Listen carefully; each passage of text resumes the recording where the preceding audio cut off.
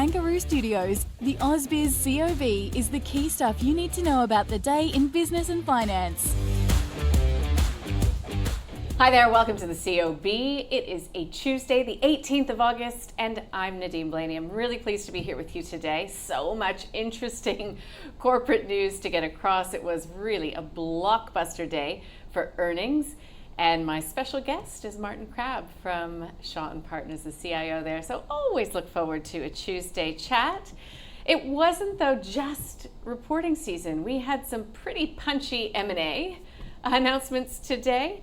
Osgold comes to mind, EQT, as well as Reliance Worldwide. So lots of action happening out there in the market. And speaking of, let's take a look at how it performed today. CIBO Australia Index, that is the day, up by 0.2%. We'll keep our eye on the S&P ASX 200 as some of the day's trades are still rolling through right now. But as I said, you know, you've got the winners, and there's quite a few, and they're big winners, and then you've got the losers in terms of reporting season, and in some cases you have really big losses. The three themes today: copper crown, you've got to say it, in relation to BHP, rewarding shareholders and doubling down on its growth in that electrification of everything story. Also, CSL finding its pulse today, and then some. Last I checked, shares were up by about 17%. That has pushed the healthcare sector way higher. It is up by, oh my gosh, do I need my glasses? No, it's 8%. But then, of course, we are still, bubbling away in the background, some pretty big concerns around what's going on in terms of bond yields. So long-term borrowing costs at the highest level in decades. That includes 30-year treasuries in France, German bonds as well. So a real sort of debt story coming to the fore, particularly with the United States. And we've got the Fed minutes coming this week. Boy, I'll whip through these. Never a prettier picture did I see in the healthcare space. Well, at least not for a very long time. There's CSL lifting the rest up with it. With a market cap like CSL, I mean, that helps determine the direction of the market overall, up by 17.4% in the wake of its results, which were pretty much what they said they were going to be a few months ago. Let's check in on energy. Of course, we've got some good gains. Santos actually reports tomorrow, if I'm not mistaken, up by 1.3%. Karoon putting on 3.5%. Into the telco space, we've got Telstra lower, TPG as well. Not really quite sure why we're looking at the telcos, except perhaps it was, probably the worst performing sector, lockstep with consumer discretionaries. Okay, I'll whip through this so we can get some analysis, but BHP reporting better than expected underlying profit for the full year thanks to higher copper prices. The red metal overtaking iron ore as BHP's biggest earnings driver. Underlying profit rose 30% to $32.2 billion US for the big miner. CSL expects to deliver a 5% increase in underlying profit growth in FY27. But is warning that revenues will be flat due to a sharp fall in sales at its Vifor kidney and iron deficiency business.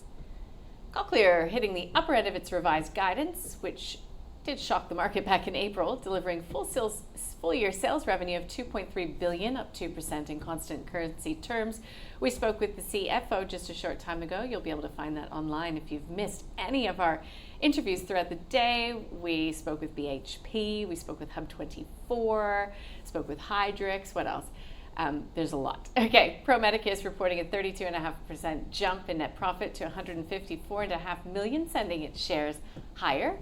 Bit of a different story for Hub24. So a record FY26, net inflows jumping 20%, net profits surging 51% ahead of expectations on a 23% lift in revenue. Maybe it was all in the price. We'll find out. Okay, we heard from Challenger, net profit of $506 million, really well, special divvy as well. Sims, though, quite a different story there. Net profit more than tripled, revenue rose 7%, but shares plummeted. And there's Reliance Worldwide with Brookfield sweetening its takeover offer to $4.75 per share. Osgold agreeing to an all-share takeover by Canadian gold miner Oceanic. Ooh, there's a bit of Canadians in here. Apologies, removing these companies from the ASX. And Equity Trustees, a U.S. private equity firm, TPG, making a close to $660 million takeover for the group. And there was more, but we're going to leave it there. Okay, let's welcome to the COB Martin Crabb. He's joining us from Shaw & Partners. How are you? I'm good, thanks, Nadine. Run off your feet with all these big results Yeah, today. lots of news flow, lots going on, and as you said, this extra spice of M&A, and normally you don't get that during a reporting season, so it's surprising to see that pop up. I would like to ask you about the big results. So let's start with CSL. Yeah. Because arguably there was just so much negativity priced into the... Yeah, like a really hated stock at one point, so people are looking at it, why the heck do I have this in my portfolio? And so for years it was like, oh yeah, this stock's been derated, it'll catch its premium back again. But at one stage it's sub $100, it was on single digit PE, which like, how has that even happened? So it didn't take much to surprise the market to the upside. And look, there's been short covering in this stock and a few people getting long it, including ourselves. We added this, after selling it on the way down, we added it on the way back up, thank heaven. So unbelievable day today. But you kind of say, well, as you said, I mean, they said, oh, we're going to make 5% profit growth. Not exactly off to the races sort of numbers. And the market was probably at 2 or 3 anyway. But I think what buoyed the market is just the positivity around. They're impressed with the candidates for the CEO.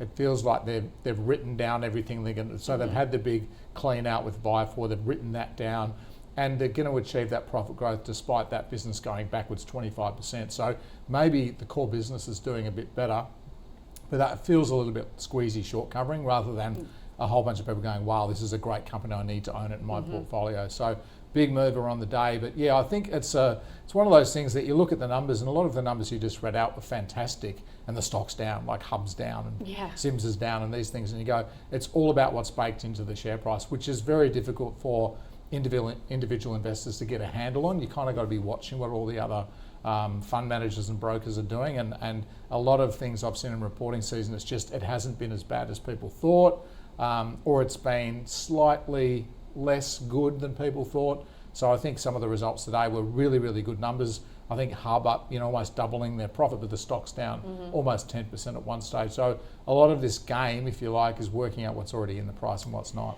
Yeah, it's a difficult one at the best of times. What about BHP? Because, BHP's been trending around record heights. Yeah. And then you've got this blockbuster result coming through. You've got, the payout looking sweet and really going for growth going forward. Yeah, and this is one you wouldn't expect us to surprise, because it's although it's big, it's quite a simple business. It's copper and iron ore and a few other bits and pieces.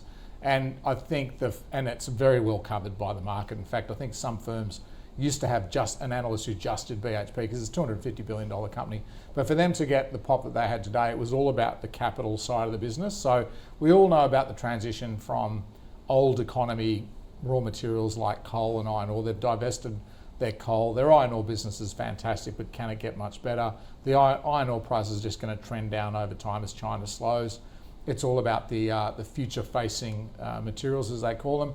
But they're already so big in copper, it's difficult for them to grow that business outside buying things, and they've bid for Anglo in the past.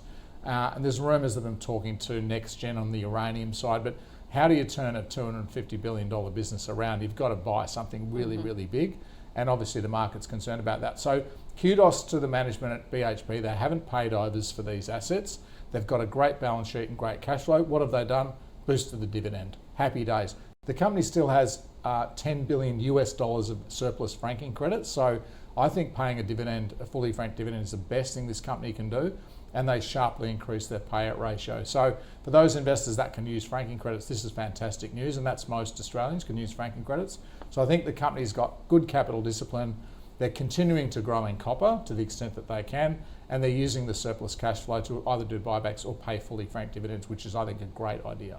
Okay, so I would like to get your thoughts on JB Hi-Fi yesterday, because it's come up in a lot of conversations. Really was hit hard. We kind of knew that consumers aren't spending. We've been talking about this sort of inflection point when it comes to retailers. So do you think the bottom's in? Yeah, it's interesting, because we had this conversation in our investment committee at Shaw & Partners Asset Management today as well. It's like we saw a similar thing in the USA, where we saw the banks over there, so Chase and Bank America, who give the market their analysis of their own checking accounts, their own savings accounts, showed a really buoyant US economy and US consumer, but retail sales were terrible. And I think the data we're getting in Australia from the banks, because NAB and CBA and Westpac also publish insights on what their customers are doing, showing very strong spending, and yet one of the biggest retailers in the country shows negative like-for-like sales growth in July. So everyone got the macro wrong. Everyone thought the macro was improving, and the RBA doesn't look like they're going to hike as aggressively. So we're all buying these consumer stocks, and yet JB Hi-Fi's come out with his shock result. I think there's some timing issue things around some of these events, like we've got Black Friday and Prime Day, maybe falling on a different month. So I think, our analysis internally was the share price movement was an overreaction, but it wasn't just JB Hi-Fi got hit yesterday. All the discretionary retailers, the market's taken the view that the consumer's, suffering. I don't think that's right. I think it's just a seasonality thing with JB Hi-Fi, but we'll see as other results come in. But I suppose the takeaway for me though, Nadine, is we're seeing more downgrades than upgrades in Australia. In fact, we read through our broker note this morning, and every analyst was either cutting earnings or target prices right across the board. The opposite of what we're seeing globally. So in Australia, we've reached peak EPS growth estimates, and we're starting to see downgrades. So you brought this chart. So what are we looking at here? Yeah. So if we go back to the start of the year, this is 2026 calendar year earnings. Mm-hmm. The market was looking for above 20. It's now looking at above 13. If I take mining out of that, it's more like 2 or 3. So it's come way down. So you think about the banks have all disappointed, the retailers have disappointed. We've had a couple of disappointments today with things like Hub and Sims. And yes, CSL was a beat, but CSL only upgraded earnings by a couple of percent. So I think you'll see this continue to trend down. So this is what we're seeing in Australia. And forward year, 27 and 28, EPS growth's also being downgraded. Well, that just still is a bit disappointing, because if you compare it to what we see in other developed economies, especially the US. I think you've got a chart with the US. Yeah, the US is at 30 or 25 and being upgraded. We've had 86% of companies beaten Wall Street. So there you go.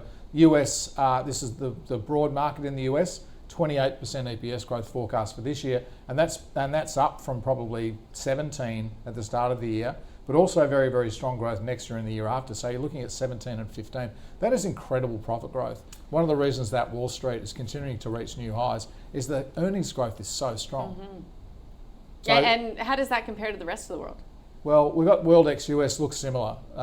There's obviously Samsung and TSMC and ASML and all those, and some of the big consumer stocks, but a very similar picture, not as strong the following years. So I think people can expect the US to continue to grow strongly, but those are still double-digit EPS growth. You compare that to Australia, and it's like, as long as the prices are the same, the valuations are the same, it's clear that you want your money offshore. So in our model portfolios and our SMAs, we're overweight global equities and underweight Aussie equities, because we're getting much stronger growth. We're getting much stronger bang for our buck in global stocks than we are in Aussie stocks.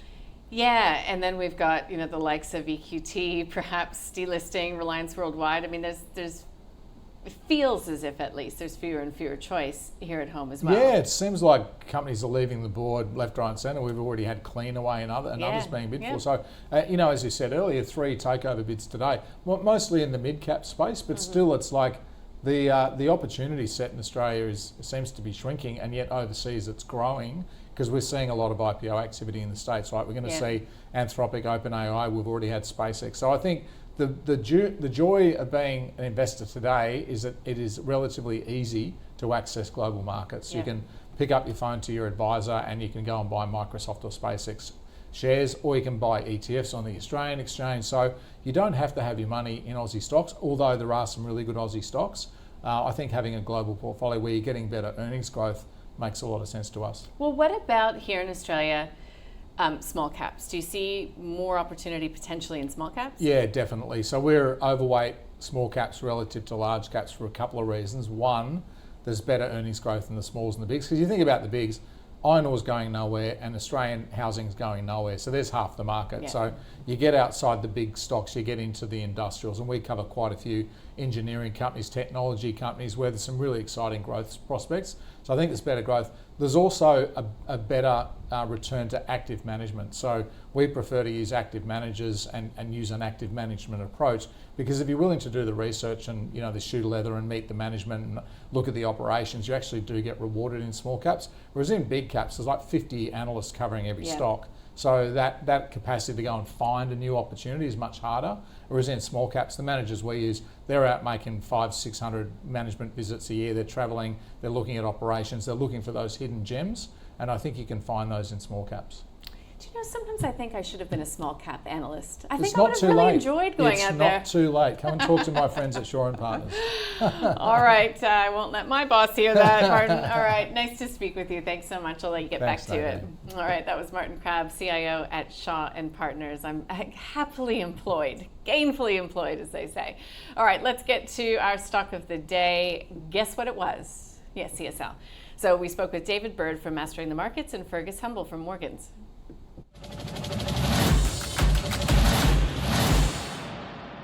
You zoom out and look at the big picture, you look at those quarterly candles where every candle is worth 3 months, you'll notice that all it's actually done is retrace that whole move.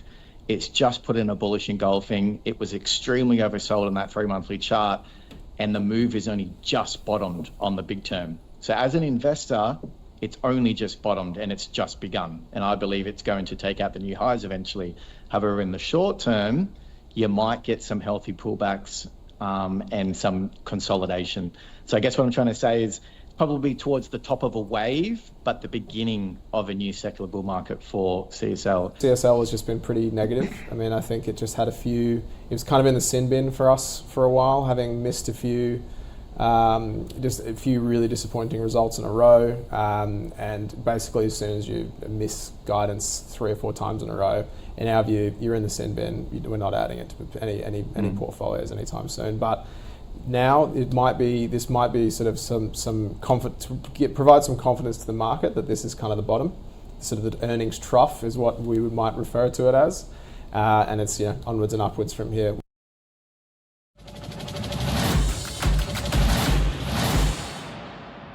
Let's get to the leaders today. Look no further than Reliance Worldwide on that improved takeover offer, up by 25%.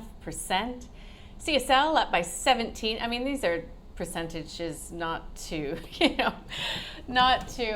sniff at. Judo Bank up by 16% in the wake of its result. Pro Medicus up 10%, and SRG Global up 10% to $3.96. But Sims was punished, down 11% after its result. Life360 reported last week, down by a further 7%. Hub24, Liontown, and Iris. That's the second day of pronounced selling coming through for Iris. So in the small to mid-cap space, Smart Parking, it up by 21%. I'm trying to think of the news. Boy, it's been a long day in terms of news. I read that at about 7:30 this morning.